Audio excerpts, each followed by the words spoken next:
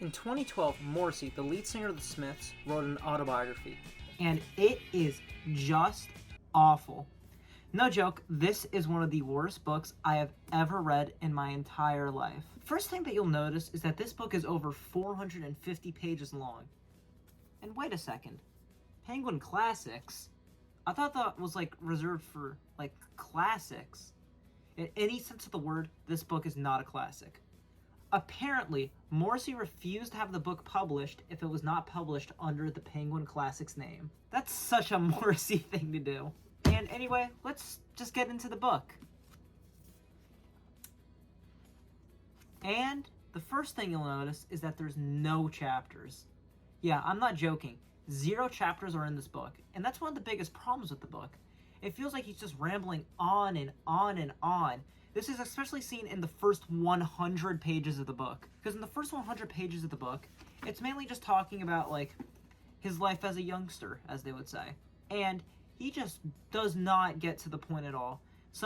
He slowly goes throughout his life, but he fills it in with him talking about, like, movies he watched as a kid. And I don't care. Because he rambles about the movies, or, like, TV shows. Because what he will do is that he'll say, I remember watching this show as a kid. And then he'll list, like, a Wikipedia article, like, all about the show. Like, Morrissey, I don't care. And he'll go on, like, 6 pages about some, like, random-ass show that he, like, watched in, like, 1970. Like, Morrissey, I don't care. Throughout the first 100 pages, it's him slowly going from, like, childhood to when he joins the Smiths. And it's really bad. But anyway, after he rambles on for 100 pages about his life as a youngster and the movies he watched as a kid, we finally get to the part where he's in the Smiths. And wow, was this underwhelming as hell. Okay, so first of all, maybe I was just expecting something different. But I was expecting Morrissey to speak more about like how he wrote the songs, what his influences were. That is nowhere here. And also, he only talks about the Smiths for like 50 pages, which isn't even a quarter of the book. But anyway, what he does talk about is meaningless. He's basically just listing out a Wikipedia article about, like, the chart positions his songs got. Like, I swear, he'll be like, and then I released Hand in Glove, and it reached number 5 on the UK charts. That's it. He doesn't even go into detail. It's more about, I guess, just, like, the chart detail, his beef with the record label, which I really don't care about your beef with the record label. But yeah, he also just focuses so much on himself, because he does not talk about his relationships with Johnny Marr or Andy Rourke or Mike Joyce at all. He just talks about himself the entire time, which is such a Morrissey thing to do. It's like, what else did I really expect from him?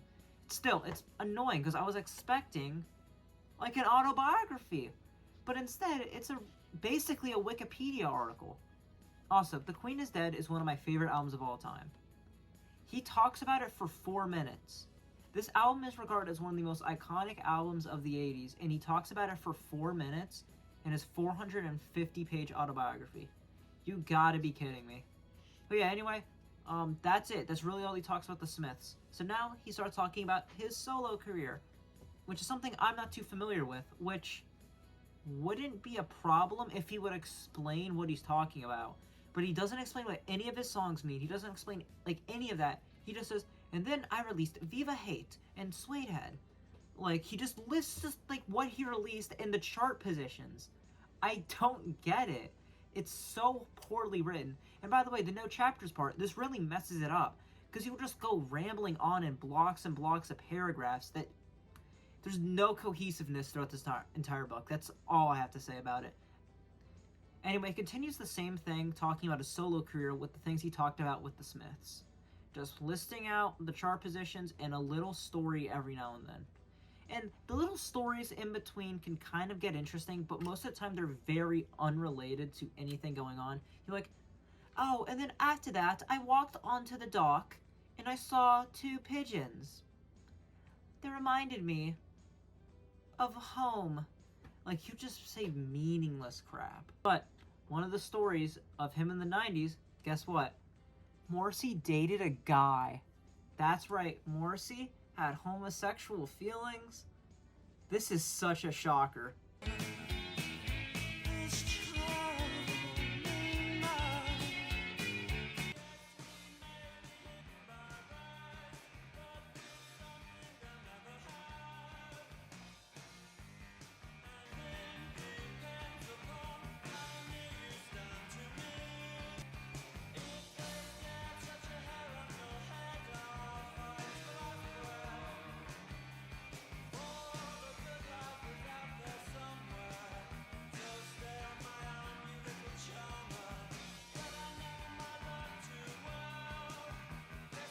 Just kidding, that closet was made out of glass. Anyway, this leads into the court hearing, which is one of the biggest parts of the book.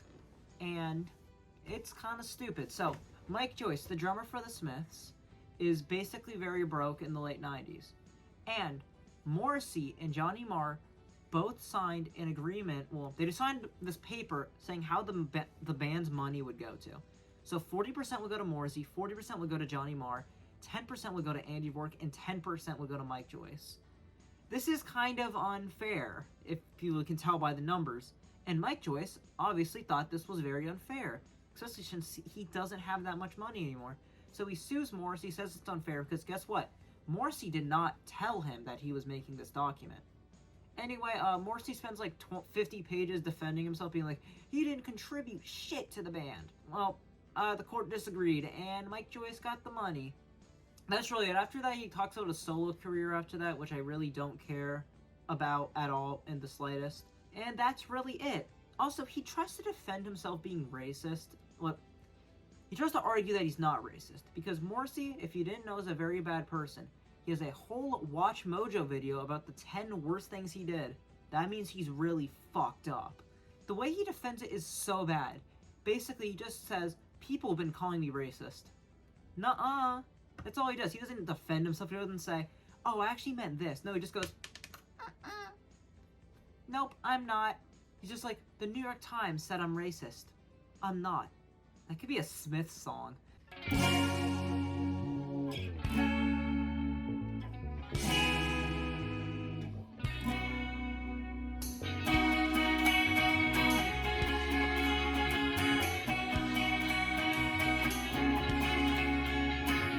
The New York Times just called me racist, but I am not. But yeah, nope, that was his autobiography. The 450-page autobiography. The amount of substance in this book probably could have fit in like 20 pages. If you like Morrissey, read his Wikipedia page. You will get the same experience from that. And yeah, that's really it. This is a horrible book. I don't suggest you read it at all. This book is horrible, extremely horrible. And I've read Colleen Hoover books. So that means this book is really, really bad. And don't worry, I didn't give Morrissey any of my money. I bought it used. So don't you worry, Morrissey isn't getting a dime from me.